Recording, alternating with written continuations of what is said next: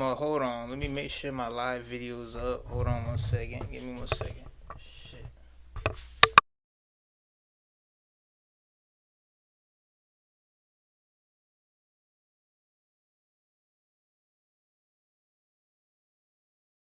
Let me make sure my video up. You know what I'm saying? Before I get started with the commentary. Shit.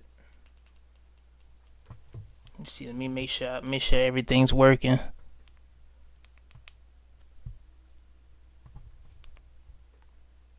Shit.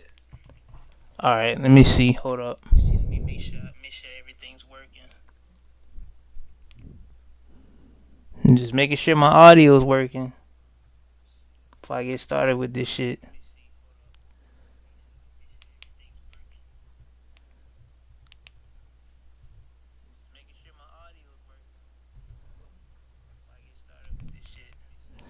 All right, it's working.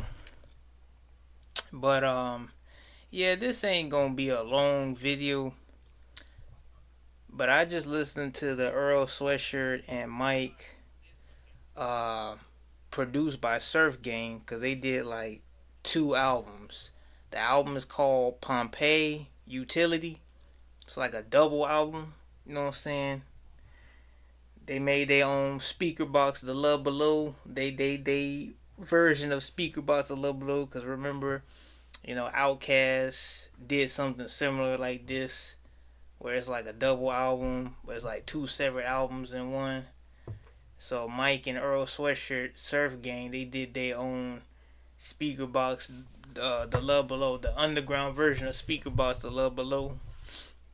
And all the songs are produced by Surf Gang. It's like, how many songs on this motherfucker? Like 33 songs? Damn. It's like an hour and some change. What do I think of this album? Me personally, I fuck with this album.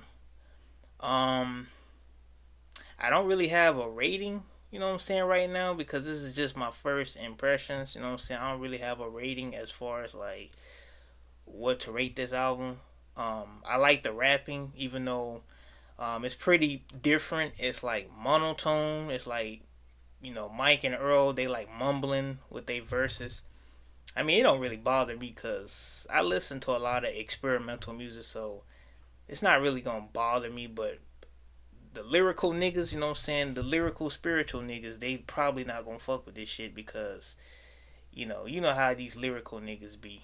They want hip hop to be one way. If hip hop is not boom bap, if hip hop is not you saying a bunch of big words, they ain't gonna fuck with this album. They gonna be like, you can't even. I'm telling you right now, these lyrical niggas, when they listen to this album, they gonna be like, you can't even understand what these niggas are saying. They mumbling in their verses and they rapping monotone. There's no energy. Like, I can already picture, you know what I'm saying, these niggas listening to the album.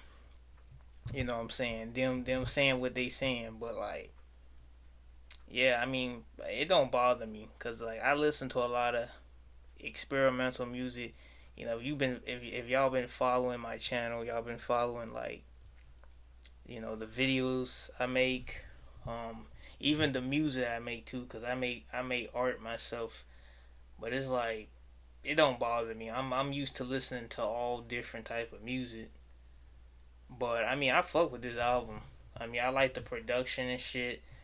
Very very hip to Surf Gang. As far as like their music, like a lot of the songs that they produce.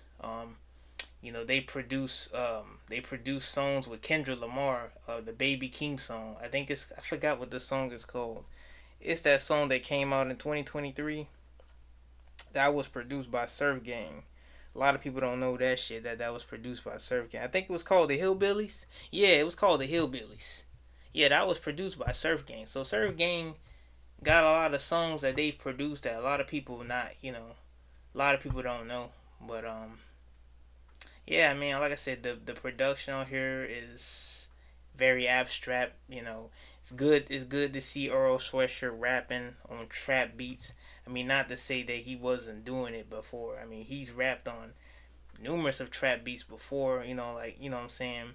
Even though most of his style was what you call it, experimental hip hop, um, weird type of music, but like in a good way, like kind of like on some MF Doom ish. You know what I'm saying? If you fuck with MF Doom, but like to hear him rap on more trap beats, like it's not nothing usual. Cause I mean, like I said, Earl has rapped on trap beats before, but like him rapping on different type of beats, him experimenting with flows, not even just Earl, Mike too. Mike experimenting with flows. Like, yeah, they both did their thing on this project. I don't know about it beating Kanye West's album Bully. I still got Bully as number one, but I would say this album is like pretty close. Like as far as number two, as far as like my favorite albums of this year so far. Cause there's been a lot of great music, that's came out this year, and it's like we're like 4 months in 2026. Like we're in the month of April. You know what I'm saying?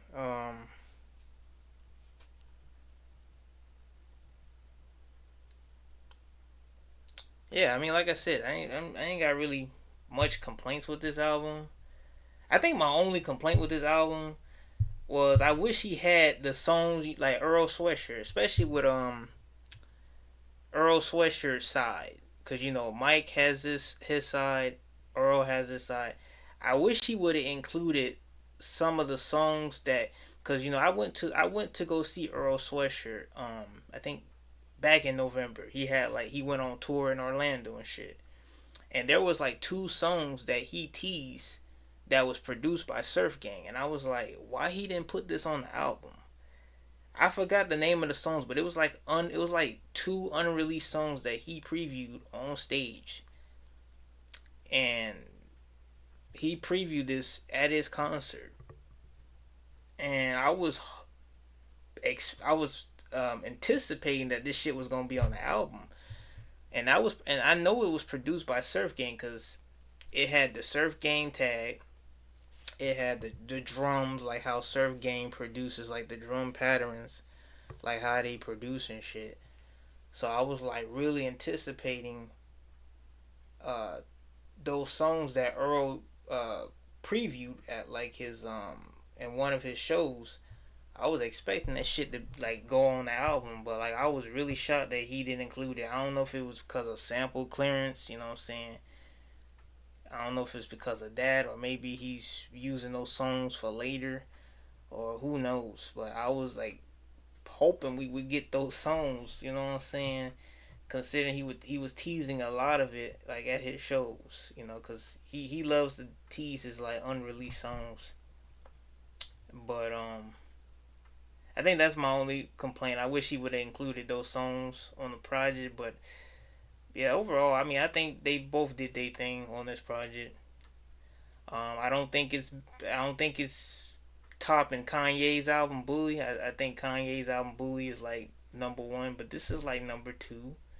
You know what I'm saying? As far as like best albums, I don't think this album is topping Speaker Box The Love Below by Outkast. Like Outkast, Speaker Box The Love Below, and I'm not trying to compare this album to Speaker Box The Love Below because obviously they're two different albums, but it's like the reason why Speaker Box The Love Below is it gets mentioned because while though Earl, Mike, Surf Gang, and Outkast, their albums are sonically different, but the concept is similar because it's literally two separate albums. You know what I'm saying?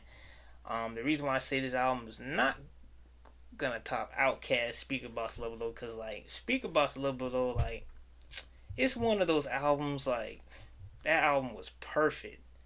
You know what I'm saying? I don't know how to explain it. Like it's one of those albums that not only was perfect as far as like every song on there, like it had no skips. Like every song on that Outkast album had no skips.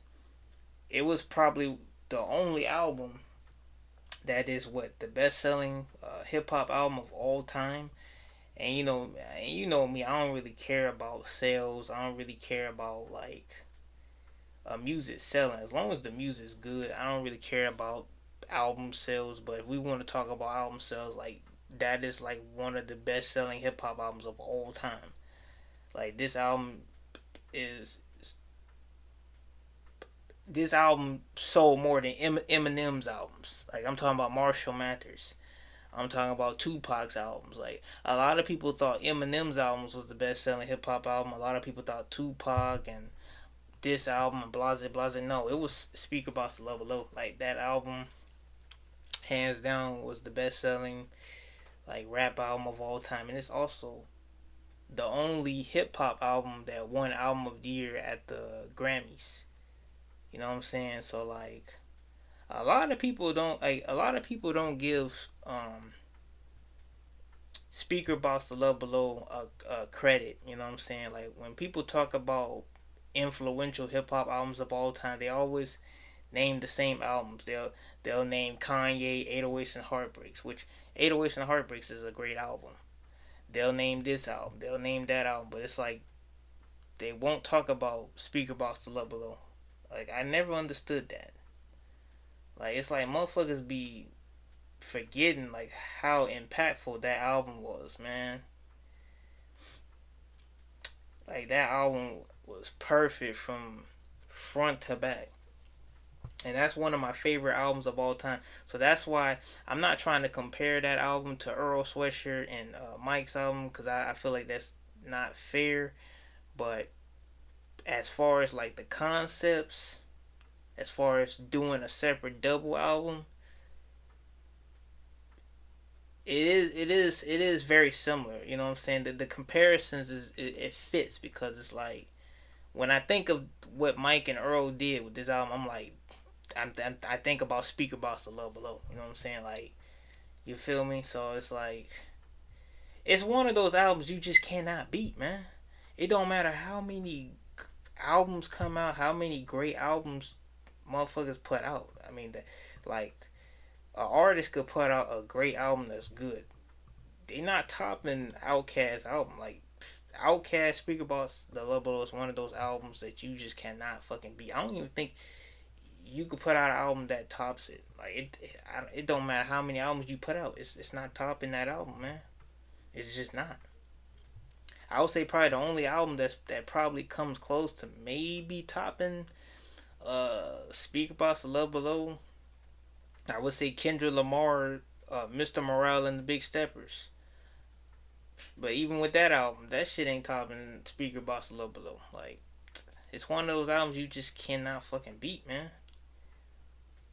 But I don't want to compare Outkast and Earl and Mike, but I just found it very interesting that they decide to go that route with their album. You know, them releasing two separate albums, and then all of the songs is produced by Surf Gang. Um, the features on there was great. You had Neonte on there. Neonte was on one of the songs. You had Nakel Smith. Nakel from Odd Future. He was on here. Then you had the female artist, Insia Kim. I think I'm pronouncing her name. Inicia Kim. I hope I'm saying her name right. Please, shit. Don't quote me. I don't want to butcher this. I don't want to butcher this lady's name. But she was on this album. She did a thing. She did her thing. And there's some other people I forgot their names too. I think his name is Lee Rado. Lee Rado Kali. Yeah, there's some other features on here, but nevertheless, this was a solid album. Um, yeah, I ain't got no complaints to it. I can't, like I said, I can't give it a rating because this is just all first impressions. But overall, I fuck with this shit, man. Fuck with this shit, man. So that being said, y'all let me know what y'all think about this album. Did y'all like it? Do y'all hate this shit? did y'all expect Earl and Mike to come on some boom bap? You know what I'm saying? Some boom bap shit or some traditional experimental shit. Y'all ain't expecting some trap shit. Y'all put down in the comments what y'all. I want to see what y'all think. You know what I'm saying? I'm interested to see what y'all think. But that being said, I just wanted to give my opinion on the shit. But yeah, peace.